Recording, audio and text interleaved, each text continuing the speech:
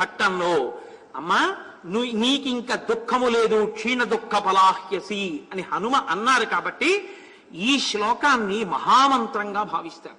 ఈ శ్లోకం రావడం కోసమని ఈ ఘట్టాలన్నీ చదువుతారు. ఇక ఇక్కడి నుంచి ప్రత్యేకించి సుందరకాండ విశేషమైన పట్టుతో ఉంటుంది. ఇంకా చాలా శ్లోకాలు మంత్రస్వరూపాలే. అసలు సుందరకాండనే మాలామంత్రం అంటారు. అటువంటి స్థితిలో ఇప్పుడు ఆ ఉంగరాన్ని పుచ్చుకున్నటువంటి తల్లిట గృహీత్వా ప్రేక్షమాణాసా భక్తకర విభూషణం భక్తారమివ సంప్రాప్త జానకీ ముదితాభవత్. ఆ ఉంగరాన్ని పుచ్చుకొని ఉంగరం అనుకోలేదుట. అకస్మాత్తుగా రాముడే వచ్చేస్తే ఎంత ఆనందపడిపోయి సంతోషంలో బుగ్గలెర్రబడిపోతాయో అలా లజ్జ పొందేసి ఆనందపడిపోయి తన భర్తనే కౌగలించుకున్నంత ఆనందంతో ఆ తల్లి ఉంగరాన్ని పట్టుకుని గుండెల మీద పెట్టుకుని ఉన్నటువంటి ముదిత మానస అయిన సీతమ్మ తల్లి యొక్క దర్శనాన్ని అనుభవించిన ఏకైక వానరుడు మహనీయమూర్తి స్వామి హనుమ ఒక్కరే సుందరకాండం. అటువంటి మహానుభావుడు రామకథలో. ఇప్పుడు చక్కగా నీరాజనం ఇవ్వండి. కొబ్బరికాయ కొట్టి మళ్ళీ నీరాజనం ఇవ్వండి. మళ్ళీ మనం ఒక్కసారి ఈ ఘట్టాలు జరుగుతున్నప్పుడు తప్పకుండా అపారమైన శక్తి కలిగి అందరికీ అనుగ్రహం కలుగుతుంది అని పెద్దలు అంటారు. కాబట్టి మనం మళ్ళీ ఒక్కసారి శ్రీరామదూతం చెప్దాం. రామాంగుళీయక రామ నివేద్యం వజ్రాయుధ ఘోర వరకరవాలం జంబుమాలివధ చండ ప్రతాపం బ్రహ్మాస్త్రబంధిత బ్రహ్మవరదానం వాయుప్రేరిత వాలాగ్నిజ్వాలం సీతాప్రసాదిత శీతలవాలం మధువన మధుపాన మత్తకపీంద్రం కౌసలేయ కార్యకరణ సమర్థం రామనివేదిత రామవృత్తాంతం మకర బంధీకృత మహిత పదాబ్జం సింధూల్లంఘన జలద సమీరం లక్ష్మణమూర్ఛా సంరక్షణ హృదయం రావణ ఘనయుద్ధ రామతురంగం.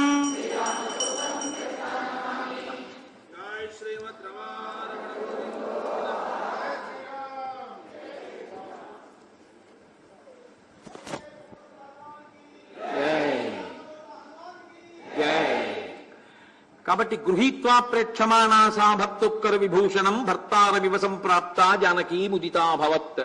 ఆ తల్లి ఎంతో సంతోషాన్ని పొందింది.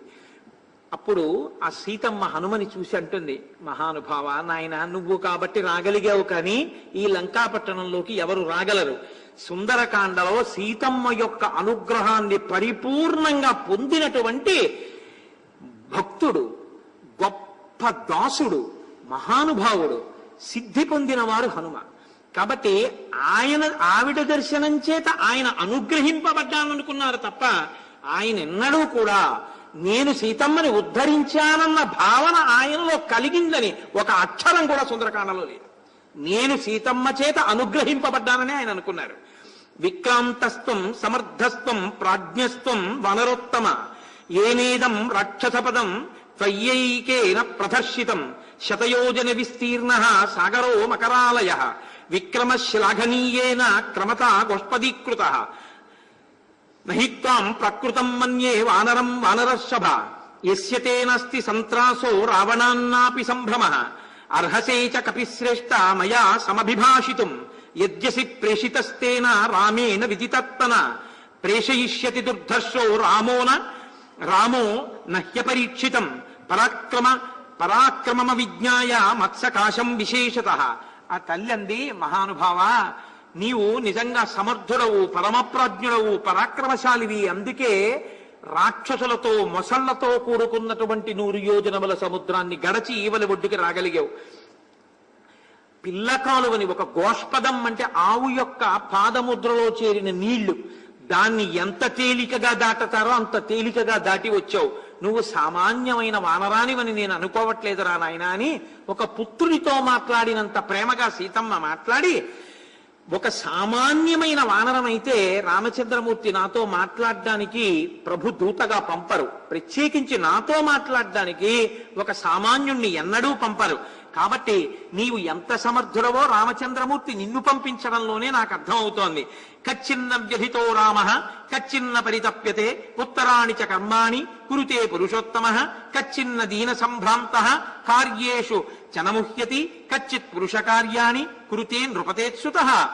రాముడు నేను దూరమయ్యాననేటటువంటి బాధలో ఉన్నవాడి పరితపిస్తూ ఉండిపోవట్లేదు కదా. తాను చెయ్యవలసినటువంటి పనులు చేస్తున్నాడా? కేవలం నిస్పృహకి గురి అయిపోయి ఉన్నాడా? ఆయన చెయ్యవలసినటువంటి ప్రయత్నం చేస్తూ కేవలం నేను సాధించగలననుకుంటున్నాడా? తన పురుష ప్రయత్నానికి ఈశ్వరానుగ్రహం తోడు కావాలని కూడా నమ్ముతున్నాడా? ఇది చాలా అవసరం. పురుష ప్రయత్నం చెయ్యాలి, ఈశ్వరానుగ్రహాన్ని సంపాదించుకోవాలి. అందుకొచ్చింది పూజ, అందుకొచ్చింది భక్తి. కాబట్టి కచ్చిదాశాస్తి దేవానాం ప్రసాదం పద్ధివత్మజ కచ్చిత్ పురుషకారంచ దైవంచ ప్రతిపద్యతే. తను చెయ్యవలసిన ప్రయత్నం తను చేస్తూ ఈశ్వరానుగ్రహం కోసం కూడా ప్రయత్నం చేస్తున్నాడా? దానివల్ల ఈశ్వరానుగ్రహం కలిసి వస్తే తను చేసిన పురుష ప్రయత్నం ఫలిస్తుంది. దానివల్ల రావణ వధ, మళ్ళీ సీతారాముల యొక్క సమాగమం కుదురుతాయి. కాబట్టి నాయనా ఇలా జరుగుతోందా? వానరాధిపతి శ్రీమాన్ సుగ్రీవ కచ్చిదేశ్యతి మత్కృతే హరిభిర్వీరై వృతో దంత నఖాయుధై. దంతములు గోళ్లు ఆయుధములు కాగలిగినటువంటి వానరులు, ఆ వానరుల నాయకుడైనటువంటి సుగ్రీవుడు సుఖంగా సంతోషంగా ఉన్నారా? కచ్చిచ్చ లక్ష్మణశూర సుమిత్రానందవర్ధన అస్త్రవిచ్చరజాలేన రాక్షసాన్ విధమిష్యతి. మహానుభావుడు సుమిత్ర యొక్క కుమారుడు, సుమిత్ర ఆనందాన్ని పెంపొందించేటటువంటి వాడు శూరుడైన లక్ష్మణుడు తన అస్త్రముల చేత బాణముల చేత లంకాపట్టణాన్ని అంతటినీ రాక్షసుల్ని చెల్లాటరు చేయగలిగిన వాడు. రౌద్రేణ కచ్చిదస్త్రేణ జ్వలత నిహతం రణే ద్రక్షాం యల్పేన కాలేన రావణం ససుహృజ్యనం. నేను తొందరలో ఈ లంకాపట్టణాన్ని చీకాకు పరిచే విధంగా బాణప్రయోగం చేసేటటువంటి రామలక్ష్మణుల్ని చూస్తానా నాయనా అని అడిగింది ఆ తల్లి. అడిగి రాముడికి నాతో సమానమైన బంధువు కానీ నాకన్నా అధికమైన వారు కానీ లేరు. అలాగే నాకు కూడా రాముడితో సమానమైన బంధువు కానీ రాముని కన్నా అధికుడు కానీ లేదు. ఇది దాంపత్యం అంటే. ఎంతమంది అయినా ఉండొచ్చు, అంతమంది కన్నా అధికురాలు భార్య. ఎంతమంది అయినా ఉండొచ్చు, అందరికన్నా అధికుడు భర్త. ఈ భావన ఇద్దరి యొక్క హృదయాల్లో ఉండడం దాంపత్యం. ఆ కారణం చేత నేను కనపడకుండా పోవడం అన్నది రాముడు తన చెయ్యవలసిన కార్యములు చెయ్యకుండా తన ప్రజ్ఞ నశించిపోయేటటువంటి స్థితిని పొందడానికి ఇది హేతువు కాలేదు కదా. ఆయన ప్రజ్ఞతో ఉన్నాడు కదా. ఎవరితో స్నేహం చెయ్యాలో వారితో చేస్తున్నాడు కదా. ఎవరిని నిగ్రహించాలో వారిని నిగ్రహిస్తున్నాడు కదా. నన్ను తిరిగి పొందడానికి ప్రయత్నం చేస్తున్నాడు కదా. రాముడు శీఘ్రముగా వానర భల్లూక గణములతో కలిసి ఇక్కడికి వస్తాడు కదా. వచ్చి నన్ను వీళ్ళని సంహరించి నన్ను తిరిగి పొందుతాడు కదా. ఎంత జాగ్రత్తగా అడుగుతుందో చూడండి తల్లి. సుందరకాండ బహుభంగిముల సుందరకాండ అంటే స్వామి హనుమన్నారు, అమ్మా మలయేన చ వింధ్యేనా మేరుణా మందరేణ చ దద్దురేణ చ తే దేవి శపే మూలఫలేన చ. అమ్మా నేను ఒట్టు పెడుతున్నానమ్మా. నేను చెప్పే మాటలు నిన్ను ఉత్సాహపరచడానికి నిన్ను సంతోషపెట్టడానికి చెప్తున్నవి కావమ్మా, నిజం చెప్తున్నాను. మా ఇంటి మీద ఒట్టు, నేను ఉంటున్న భూమి మీద ఒట్టు అంటాడు. ఆయన అన్నారు మలయేన చ వింధ్యేనా మేరుణా మందరేణ చ. అమ్మా మేము పర్వతాల మీద తిరుగుతాం, మాకు ఆ పర్వతాలు పరమ ప్రీతిపాత్రము పరమ పూజనీయములు. అటువంటి పర్వతాల మీద బొట్టు పెడుతున్నాను. మలయ పర్వతం మీద, వింధ్య పర్వతం మీద, మేరు పర్వతం మీద, మందర పర్వతం మీద, దద్ధుర పర్వతం మీద, నేను తినేటటువంటి కాయలు పళ్ళు దుంపలు తేనె మీద ఒట్టు పెట్టి చెప్తున్నానమ్మా. క్షిప్రం ద్రక్షతి వైదేహీ రామం ప్రస్రవణే గిరౌ శతక్రతు విమాసీనం నాగరాజస్య మూర్ధని. అమ్మా 100 క్రతువులు చేసినటువంటి ఇంద్రుడు ఐరావతం మీద ఎలా కూర్చుంటాడో అలా ఇవాల్టి రోజున ప్రస్రవణ పర్వత శిఖరం మీద కూర్చున్నటువంటి రామచంద్రమూర్తి యొక్క పాదార విందముల దగ్గర నిన్ను సమర్పించి ధన్యుడనవుతానమ్మా. నమాంసం రాఘవో భుంతే నచాపి మధుసేవతే వన్యం సువిహితం నిత్యం భక్తమశ్నాతి పంచమం. ఆయన ఏమి తింటలేదమ్మా. ఆయన ఆఖరికి తేనె కూడా స్వీకరించట్లేదమ్మా. ఎప్పుడూ నిన్నే తలుచుకు బాధపడుతున్నాడమ్మా. నైవ దంశాన్న మశకాన్న కీటాన్న సరీసృపాన్ రాఘవోపనయేద్గాత్రాత్ తద్గతేన అంతరాత్మన. ఆయన నుంచి పురుగులు పాకుతున్నా, తేళ్లు పాకుతున్నా, పాములు పాకుతున్నా ఆయనకి ఒంటి మీద తెలివిలేదు. కాయ చూసినా, పండు చూసినా, పువ్వు చూసినా, చెట్టు చూసినా, పర్వతం చూసినా, వామ చూసినా, పట్టి చూసినా హా సీత, హా సీత అంటూనే ఉంటారమ్మా. అంత బాధ నీ గురించి రాముడు పొంది ఉన్నాడు అన్నారు. సారామ సంకీర్తన వీత శోక రామస్య శోకేన సమాన శోక శరన్ముఖే సాంబుద శేష చంద్ర నిషేవ వైదేహ్య సుతా బభూవ. రాముడు తన గురించి శోకిస్తున్నాడన్న శోకం తప్ప ఇప్పుడు తనకంటూ వేరే శోకం లేనటువంటి స్థితిలో శరత్కాలంలో ఉండేటటువంటి చంద్రుణ్ణి ఇంకా కొద్దిగా తెల్లమబ్బులు మూస్తున్నట్టు ఈ రావణుడి నుంచి విడి ఏనాడు నేను రామచంద్రమూర్తి నా గురించి శోకించవలసిన అవసరం లేకుండా వెళ్లి రాముడి పక్కన కూర్చుంటానా అన్న శోకం తప్ప ఇంకొక శోకం లేకుండా ఉన్నటువంటి స్థితిలోకి సీతమ్మ తల్లిని హనుమ తన మాటల చేత ఊరడించి నిలబెట్టారు.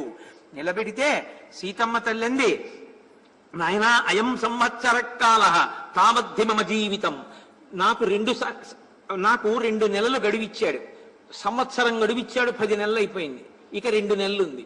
ఈ 2 నెలల గడువు లోపల నేను ఆయన పాన్పు చేరకపోతే రావణుడు నన్ను సంహరిస్తానన్నాడు. కానీ నేను 2 నెలలు బతకను, 1 నెల మాత్రమే జీవిస్తాను. అంటే రావణుడు 12 నెలలు పెట్టుకున్నాడు తాను చావడానికి. సీతమ్మ తల్లి 1 నెల తగ్గించేసింది, ఇంకా 1 నెల మాత్రమే ఇచ్చింది. ఆవిడ 1 నెల అంటే ఈ నెలలో రాముడు వచ్చి రావణుడిని సంహరిస్తాడని గుర్తు. కాబట్టి వర్తతే దశమో మాసో ద్వౌతు శేషో ప్లవంగమ. 10 నెలలు అయిపోయి 2 నెలలు ఉన్నాయి, ఇంకా 1 నెలే ఉంది. ఆ 2 నెలల్లో నేను 1 నెల మాత్రమే బతికుంటాను. కాబట్టి నువ్వు ఆయన్ని ప్రేరేపించి రామచంద్రమూర్తిని తొందరగా ఇక్కడికి వచ్చేటట్టు చూడాలి.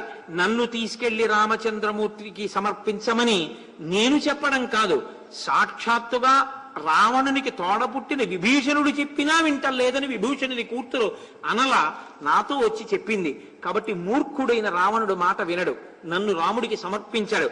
రాముడు రావాలి, రావణ సంహారం చెయ్యాలి, నన్ను తీసుకెళ్ళాలి అంటే హనుమ అన్నారు, అమ్మా త్వాం హి పృష్టగతాం కృత్వా సంతరిష్యామి సాగరం శక్తిరస్తి హిమే ఓఢుం లంకామపి సరావణం అహం ప్రశ్రవణస్థాయ రాఘవాయద్య మైథిలి ప్రాపయిష్యామి శక్రాయ హవ్యం హుతమివానల. తల్లి ఎందుకమ్మా అంత బెగ్గబెట్టుకుంటావు? ఎందుకమ్మా 1 నెల మాత్రమే బతుకుంటానంటావు? నీకేం భయం లేదమ్మా?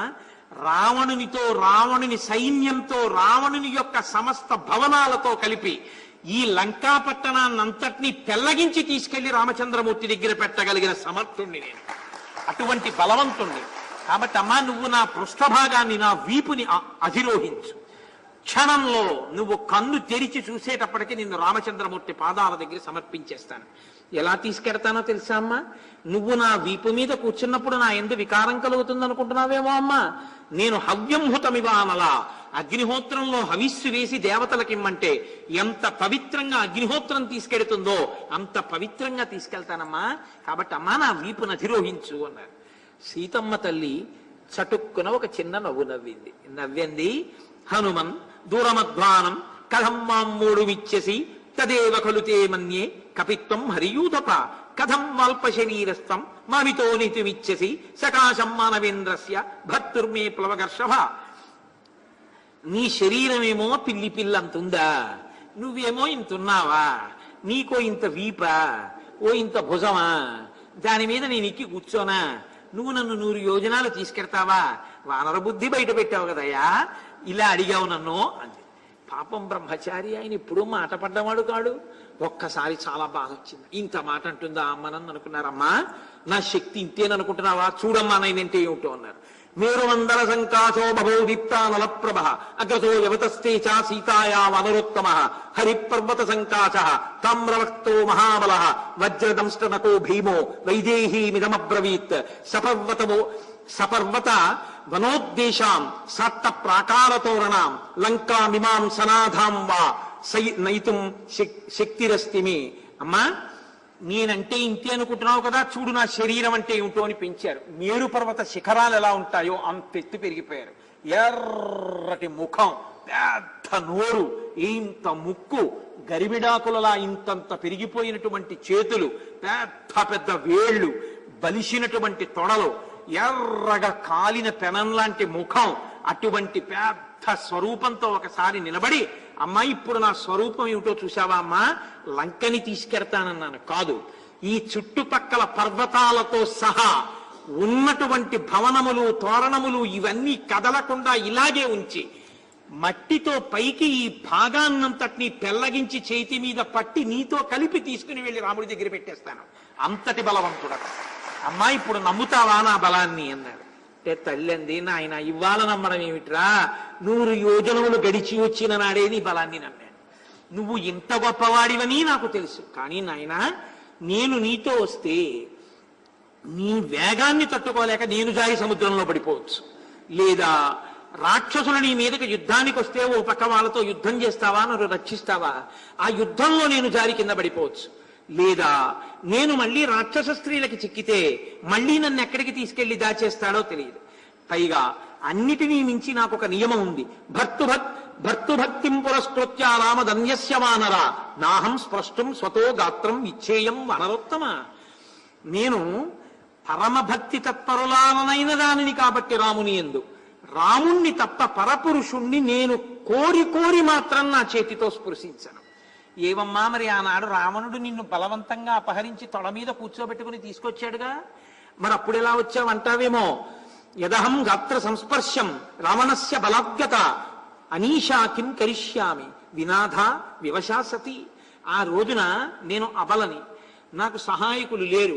వాడు బలవంతంగా జుట్టు పట్టి నన్ను తొడ మీద కూర్చోబెట్టుకుని తీసుకొచ్చాడు. హా రామ హా లక్ష్మణ అని శోకించడం వినా నాకు మార్గం లేదు. నా అంత నేను స్పృశించలేదు, వాడు బలవంతంగా తీసుకొచ్చాడు. కానీ తెలిసి తెలిసి మాత్రం ముట్టుకుని నేను రాను. రాముడే రావాలి, రాక్షస సంహారం చెయ్యాలి, నన్ను తీసుకెళ్ళాలి. నేను తరచూ అంటుంటాను, సబర్మతి ఆశ్రమంలో మహాత్మా గాంధీ గారి దగ్గరికి సేవాదల్ మహిళా కార్యకర్తలందరూ వెళ్ళి రాముడు గొప్పవాడా సీతమ్మ గొప్పదా అని అడిగారు. సీతమ్మే గొప్పదన్నారు. అంటే వాళ్ళు అనుకున్నారు మహిళా కార్యకర్తలు వెళ్ళి అడిగాం కదా అందుకు అలా చెప్పారనుకున్నారు.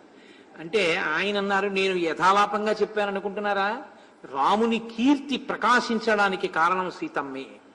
హనుమ అడిగినప్పుడు అమ్మ బాబోయ్ ఇంత కష్టంలో ఉన్నాను తీసుకెళ్లి అంతే చాలని హనుమ వీపు మీద కూర్చునుండి ఉంటే రాముడి గౌరవం అలా నిలబడి ఉండేదా?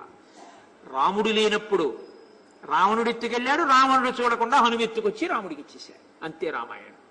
కాదు, రాముడే రావాలి, రావణుణ్ణి చంపాలి, నన్ను తీసుకెళ్లాలంది. ఆవిడ పాతివ్రత్యం. 10 నెలలు రావణుడు అంత వైభోగాన్ని చూపించిన కన్నెత్తి చూడలేదు, గోటితో తాకలేదు, అక్కడ అన్నపు మెతుకు తినలేదు, బట్ట మార్చలేదు. అంత సౌశీల్యవతి అయి అంత పవిత్రతగా నిలబడింది కాబట్టి అంత మహాపతివ్రత కనుక ఆ తల్లి వలన రామచంద్రమూర్తికి అంత కీర్తి వచ్చిందని నేను అంటున్నాను. ఏమి దోషం అని అడిగారు గాంధీ గారు. నిజమే, ఒక భార్య అంత కీర్తిని తేగలదు భర్తకి. కాబట్టి ఈ మాటలు చెప్తే హనుమన్నారు, యుక్త రూపం తయాదేవి భాషితం శుభదర్శనే సదృశం స్త్రీ స్వభావస్య సద్భీనాం వినయస్య చ. అమ్మా మహాసాధ్వివైన నువ్వు ఇలా మాట్లాడడం చాలా బాగుందమ్మా. అయితే తల్లి మరి నేను బయలుదేరిపోతాను, వెళ్ళిపోవాలి, మళ్ళీ రామలక్ష్మణులతో కలిసి వస్తాను, రావణ సంహారం జరుగుతుంది. అమ్మా ఏదైనా అభిజ్ఞానం ఇస్తావా అమ్మా అన్నారు.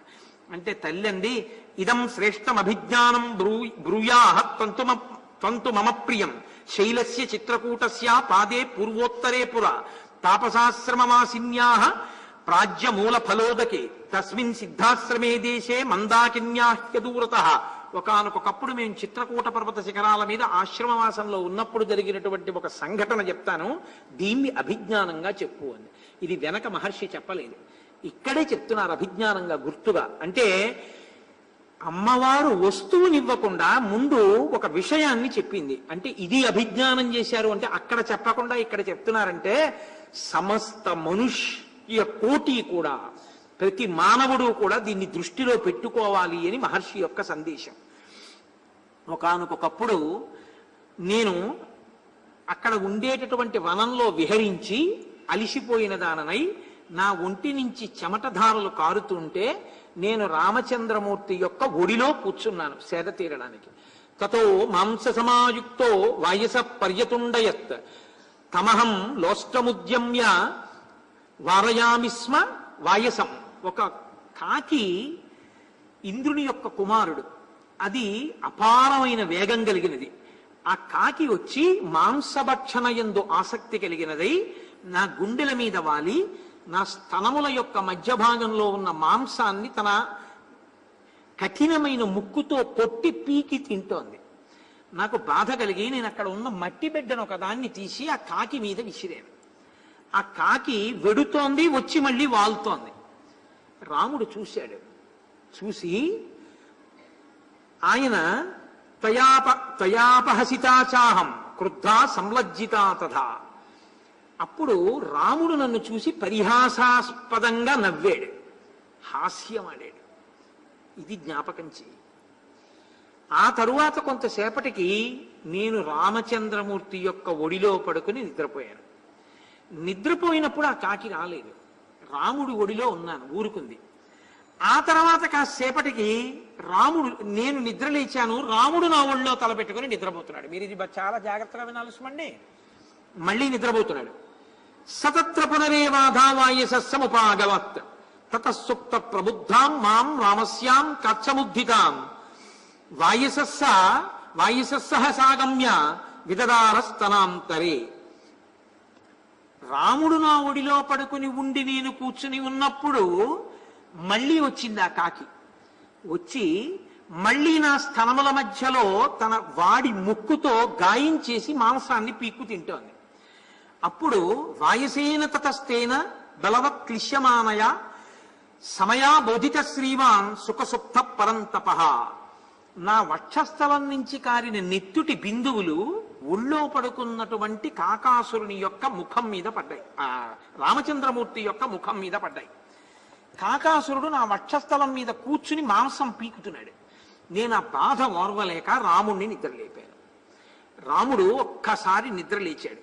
నిద్ర లేస్తూనే కేనతే నాగనాసోరు విక్షతం వైస్తనాంతరం కక్రీడతి సరోషేణ పంచవక్రేణ భోగినా.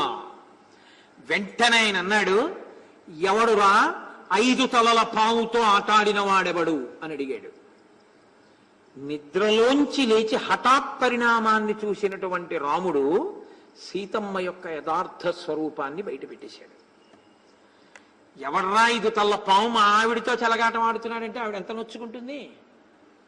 5 తలల పాము అంటే ముక్తా విద్రుమ హేమ నీల ధవళ ఛాయైర్ముఖై స్త్రీక్షణై పంచముఖ గాయత్రి స్వరూపం రావిడ.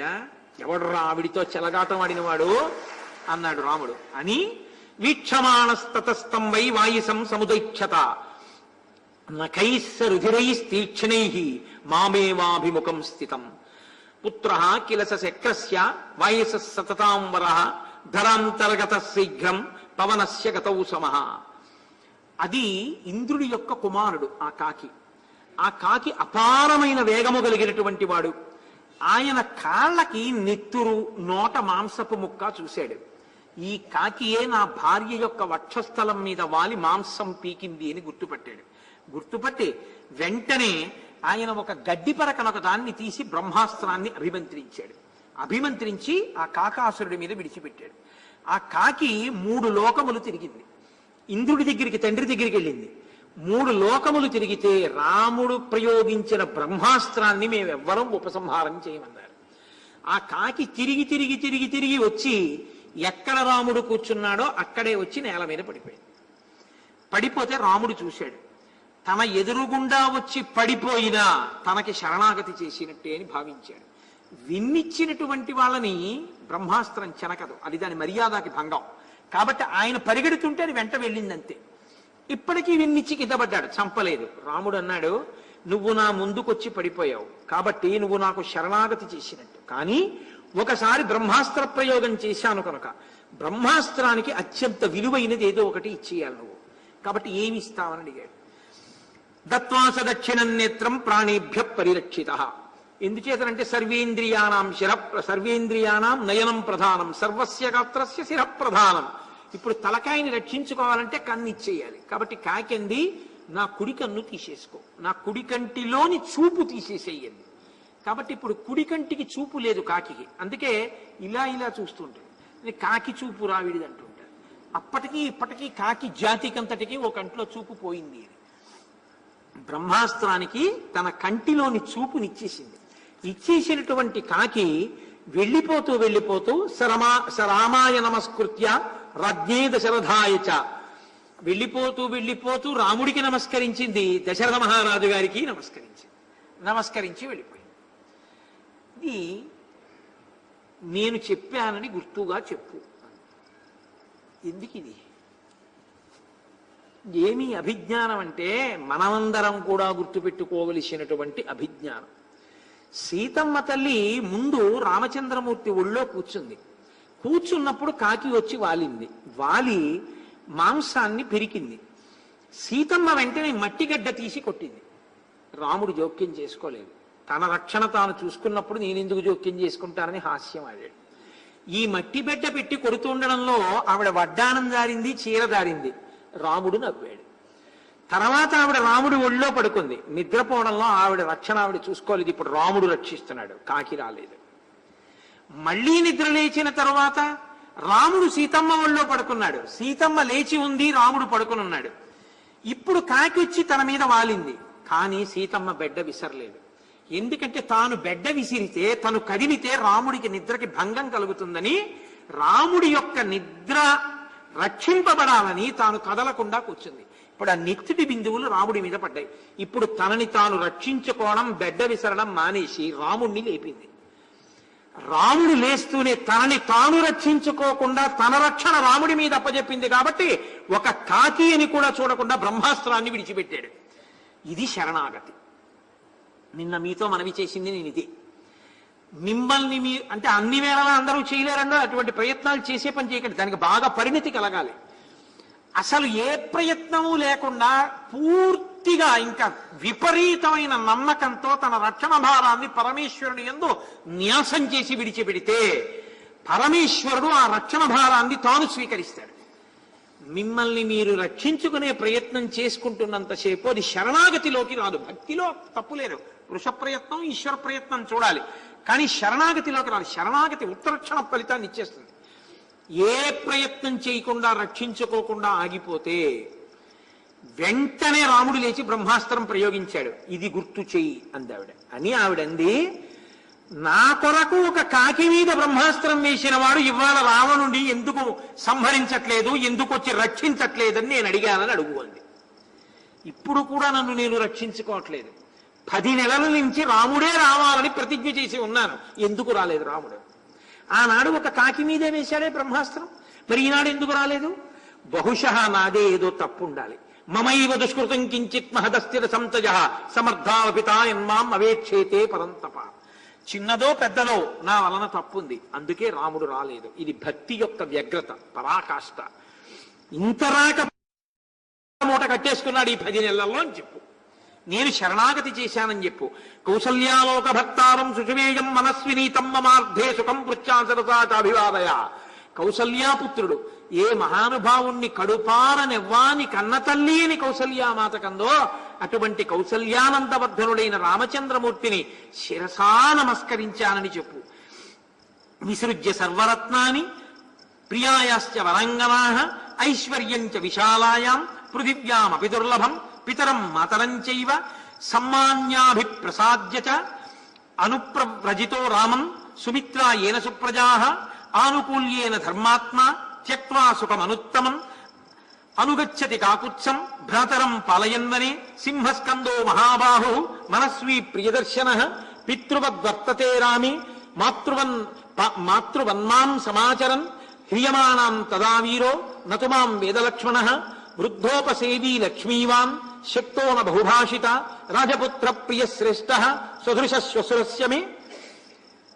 ఏ లక్ష్మణమూర్తి తన యొక్క ఐశ్వర్యాన్ని, తన అంతఃపురాన్ని, తన భార్యని కూడా విడిచిపెట్టి రామచంద్రమూర్తి తన తండ్రి సీతమ్మ నా తల్లి అని భావించి అక్కరలేని అరణ్యవాసాన్ని స్వీకరించి రాముణ్ణి నన్ను విడిచిపెట్టి ఉండలేక అనుగమించి మా వెంట వచ్చి అంత శుశ్రూష చేసి పెద్దల ఎడల భక్తిభావం కలిగినటువంటి వాడో అటువంటి లక్ష్మణమూర్తిని మనసారా నేను కుశలమడిగానని చెప్పు.